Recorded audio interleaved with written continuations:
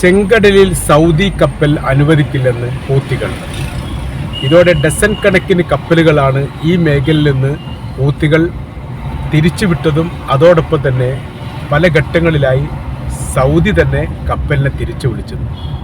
ചെങ്കടലുമായിട്ട് ബന്ധപ്പെട്ട വിഷയം ഒന്നുകൂടി സംഘർഷാവസ്ഥയിലേക്ക് നീങ്ങുന്ന ഒരു സ്ഥിതിയിലേക്ക് കാര്യങ്ങൾ എത്തിയിരിക്കുകയാണ്.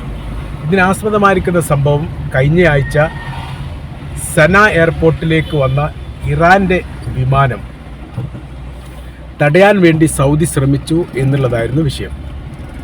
ആകാശപാതയുമായിട്ട് ബന്ധപ്പെട്ട് ഒരു നിയന്ത്രണവുമില്ലാത്ത സൗദി അറേബ്യ തങ്ങളുടെ വിഷയത്തിൽ അനാവശ്യമായി ഇടപെടുകയും യാത്രാ വിമാനത്തെ തടയാൻ വേണ്ടി ശ്രമിക്കുകയും ചെയ്തു എന്ന് അന്ന് തന്നെ ഹൂത്തികൾ ആരോപിച്ചതാണ്.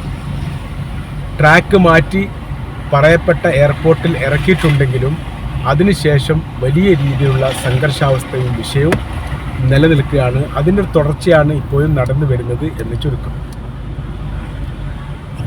ഈ ഒരു സാഹചര്യങ്ങൾ വന്നതോടുകൂടി ഈ വിഷയവുമായിട്ട് ബന്ധപ്പെട്ട് സൗദി അറേബ്യയുടെ പ്രതികരണം വന്നിട്ടുണ്ട്. അവർ പറഞ്ഞിരിക്കുന്ന കാര്യം, ഹൂത്തികളും സൗദി അറേബ്യ അടക്കമുള്ള രാജ്യങ്ങളുമായി 2014 ആരംഭിച്ച യുദ്ധം 5-8 വർഷം കഴിഞ്ഞതിന് ശേഷം ഒരു കരാർ വ്യവസ്ഥയോടുകൂടി അവസാനിച്ചു. ആ സമയത്ത് അന്താരാഷ്ട്ര നിയമവ്യവസ്ഥ നിലവിൽ വരികയും UN-ൻ്റെ നേതൃത്വത്തിൽ ഈ മേഖലയിലേക്ക് വിമാനങ്ങൾ പ്രവേശിക്കുന്നത് തടയപ്പെടാൻ UN ഉത്തരവ് നൽകുകയും അതിലെ പ്രധാന കക്ഷിയായിട്ട് സൗദി അറേബ്യ നിയോഗിക്കുകയും ചെയ്തു. UN-ൻ്റെ ഉത്തരവിനെ മാനിക്കുന്ന പ്രവർത്തനം മാത്രമാണ് യഥാർത്ഥത്തിൽ തങ്ങൾ ചെയ്തത് എന്നുള്ളതും തങ്ങളുടെ രാഷ്ട്രീയ ലാഭത്തിന് വേണ്ടിയിട്ടോ രാജ്യ താല്പര്യത്തിന് വേണ്ടി മാത്രം ചെയ്ത പ്രവൃത്തിയല്ല എന്നുള്ള കാര്യവും ഈ വിഷയവുമായിട്ട് ബന്ധപ്പെട്ട് സൗദി അറേബ്യ പ്രതികരിച്ചു. പക്ഷേ ആ പ്രതികരണമൊന്നും ഹൂത്തികളെ സംബന്ധിച്ചിടത്തോളം അവർ അംഗീകരിക്കുകയോ അത് ശരിയാണ് എന്നൊരു അഭിപ്രായം അവർ രേഖപ്പെടുത്തുകയോ ചെയ്തിട്ടില്ല. പകരം ആകാശ മേഖല നിയന്ത്രിക്കാനുള്ള അധികാരം UN-നാണെങ്കിൽ അവർക്ക് പോലും ഇല്ല എന്നുള്ളതാണ്. ഇത്തരം പ്രവർത്തികളൊക്കെ ഇസ്രായേൽ ചെയ്യുന്ന സമയത്ത് മൗനം പാലിക്കുന്ന UN സഭ മുസ്ലിം രാജ്യവുമായിട്ട് ബന്ധപ്പെട്ട ഒരു വിഷയം വരുന്ന സമയത്ത് അതിൽ വല്ലാത്ത രീതിയിൽ വൈകാരികമായ രീതിയിൽ നിലപാടെടുക്കുകയും പ്രതികരിക്കുകയും ചെയ്യുക എന്നുള്ളത് ഒരു ഉചിതമായിരിക്കുന്ന പ്രവൃത്തിയല്ല. അതിനെ തങ്ങൾക്ക് അംഗീകരിക്കാൻ വേണ്ടി സാധിക്കുകയില്ല എന്നുള്ള മറുപടിയും പ്രതികരണവുമാണ് ഈ വിഷയവുമായിട്ട് ബന്ധപ്പെട്ട് ഹൂത്തികളുടെ ഭാഗത്തുനിന്ന് വന്നത്. എല്ലാ രാജ്യങ്ങൾക്കിടയിലും തത്തുല്യമായ രീതിയിൽ നീതി നടപ്പിലാക്കുന്ന ഒരു സംവിധാനമാണ് UN എങ്കിൽ തീർച്ചയായിട്ടും നമുക്കത് അംഗീകരിക്കാവുന്നതാണ്. എന്നാൽ അങ്ങനെ ഒരു സംവിധാനമില്ല.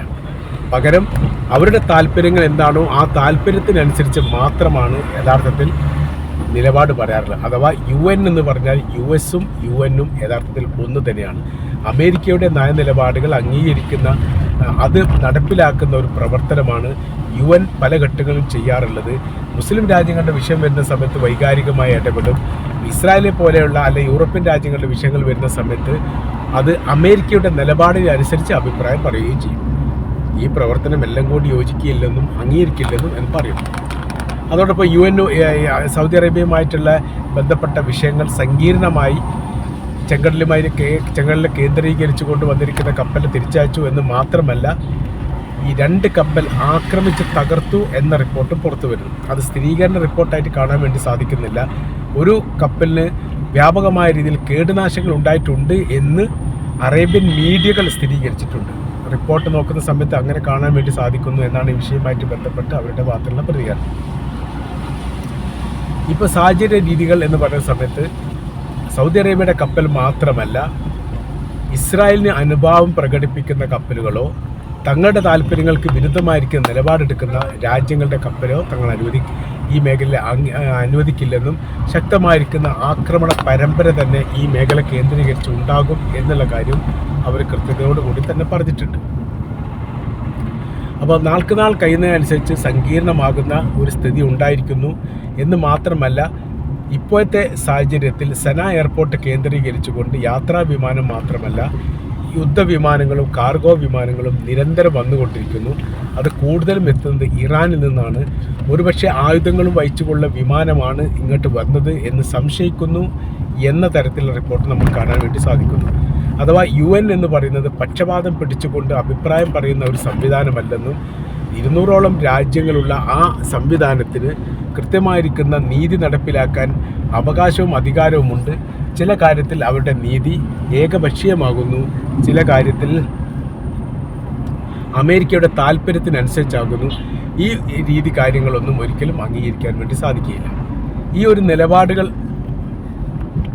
ആവർത്തിച്ചുകൊണ്ട് ഹൂത്തികൾ പറഞ്ഞതോടൊപ്പം തന്നെ ഇത് ഇറാൻ ശരിവെക്കുകയും ചെയ്തിട്ടുണ്ട് എന്നുള്ളതാണ് മനസ്സിലാക്കാൻ പറ്റുന്നത്. അമേരിക്കൻ താല്പര്യങ്ങൾ ഏതൊരു രാജ്യത്തിന് നേരെ നടപ്പിലാക്കിയാലും അതാത് രാജ്യങ്ങൾ സ്വീകരിക്കുകയും അത് അംഗീകരിക്കുകയും അവർക്ക് വിധേയമായി നിൽക്കുകയും ചെയ്യുന്ന പ്രവർത്തനമാണ് രണ്ടാം ലോക യുദ്ധത്തിന് ശേഷം ലോകം കണ്ടത്. ലോകരാജ്യങ്ങൾക്കിടയിൽ അവർ കണ്ടെത്തിയിരിക്കുന്ന കാര്യം എന്ന് പറയുന്നത് ഇതാണ്. അപ്പോൾ ഈ നിലപാടിൽ നിന്ന് മാറ്റം വരണം. അതൊരു ഏകാധിപത്യ സംവിധാനമാണ്. ഏകാധിപത്യ രീതിയിലേക്ക് നീങ്ങുന്നതിൻ്റെ ഏറ്റവും വലിയ ഉദാഹരണമായിട്ട് മാത്രമേ നമുക്കതിനെ കാണാൻ വേണ്ടി സാധിക്കുകയുള്ളൂ. അവിടെ ഒരു നീതി നടപ്പിലാകുന്നില്ല. ഏകപക്ഷീയമായിരിക്കുന്ന നിലപാടുകളും സമീപനവും എടുക്കുന്ന സമയത്ത് അവിടെ എങ്ങനെയാണ് നീതി നടപ്പിലാവുക എന്ന ചോദ്യത്തിന് കാലികമായിരിക്കുന്ന പ്രസക്തിയുണ്ട് എന്നുള്ളത് കൃത്യമാണ്. ഇപ്പോൾ നമ്മൾ കൂട്ടി വായിക്കുന്ന സമയത്ത് അമേരിക്ക ചരിത്രത്തിലെ ഏറ്റവും പ്രയാസകരമായിരിക്കുന്ന നാളുകളിലൂടെയാണ് നീങ്ങിക്കൊണ്ടിരിക്കുന്നത്. അമേരിക്കയെ സംബന്ധിച്ചിടത്തോളം അവരൊരു രാജ്യത്തിന് മേൽ വിഷയങ്ങളോ പ്രശ്നങ്ങളോ ഉണ്ടാക്കുകയാണെങ്കിൽ ആ രാജ്യം വിധേയമാകുന്ന ഒരു സ്ഥിതി വിശേഷം കാണാൻ വേണ്ടി സാധിക്കും. ഏറ്റവും ഒടുവിൽ നമുക്ക് വെനിസ്വേലയെക്കുറിച്ച് പറയാൻ വേണ്ടി പറ്റുന്നതാണ്. വെനിസ്വേലയിൽ നടന്നിരിക്കുന്ന കാര്യമെന്ന് പറഞ്ഞാൽ 100-ലധികം വിമാനങ്ങൾ ആകാശത്തൂടെ വട്ടമിട്ട് പറന്നുകൊണ്ട് റഡാർ സംവിധാനത്തെ തന്നെ കൺഫ്യൂഷനാക്കി അതിനോടനുബന്ധിച്ച് സൈനികർ കൂട്ടത്തോടുകൂടി അവരുടെ തലസ്ഥാന നഗരിയിലേക്ക് പ്രവേശിച്ചുകൊണ്ടാണ് പ്രസിഡന്റിനെ തട്ടിക്കൊണ്ടുപോകുന്നത്.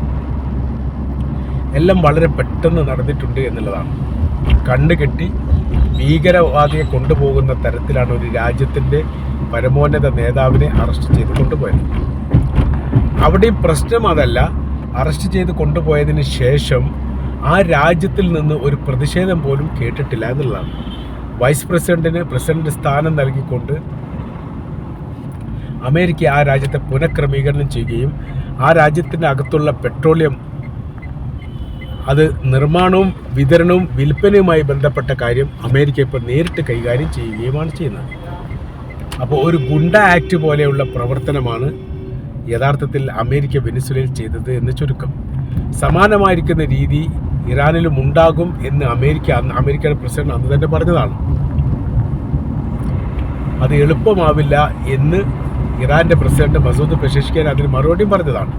ആ എളുപ്പമാവാത്തതിൻ്റെ പ്രയാസമാണ് ഇപ്പോൾ അമേരിക്ക അനുഭവിക്കുന്നത് എന്നുള്ളത് ഒരു യാഥാർത്ഥ്യമായിട്ട് നിലനിൽക്കുന്നു. ഇപ്പോൾ സാഹചര്യങ്ങൾ നോക്കുന്ന സമയത്ത് വെനിസ്വേല കഴിഞ്ഞു, ഇറാനിലേക്ക് എത്തി. ഇറാൻ കഴിഞ്ഞാൽ ക്യൂബ അത്ര വലിയ സൈനിക ശക്തിയുള്ള രാജ്യമല്ല. വലിയ രീതിയിലുള്ള ഒരു മുന്നേറ്റം അമേരിക്കക്കെതിരെ ഉണ്ടാക്കാൻ അവർക്ക് സാധിക്കും എന്ന് വിശ്വസിക്കുന്നുമില്ല. പക്ഷേ ഇറാൻ അങ്ങനെയല്ല. ഇറാൻ വലിയ രാജ്യമാണ്, വലിയ സംവിധാനമുണ്ട്, അവരുടെ കയ്യിൽ അണുവായുധമുണ്ട് എന്ന് ലോകം വിശ്വസിക്കുന്നു. മാത്രവുമല്ല അവരുടെ ആയുധ ശേഖരങ്ങളുടെ പ്രഹരശേഷി കഠിനമാണ് എന്ന് ലോകം തിരിച്ചറിഞ്ഞിട്ടുണ്ട്. അവരുടെ ഈ മിസൈൽ സംവിധാനങ്ങൾ എവിടെയൊക്കെയാണ് ഒളിപ്പിക്കപ്പെട്ടത് എന്നതിനെക്കുറിച്ചുള്ള ഒരു വിവരം ഇപ്പോഴും പുറത്തു വന്നിട്ടില്ല. അങ്ങനെ സങ്കീർണതയിൽ നിന്ന് സങ്കീർണതയിലേക്കാണ് ഇറാൻ്റെ പ്രശ്നങ്ങൾ പോകുന്നത്.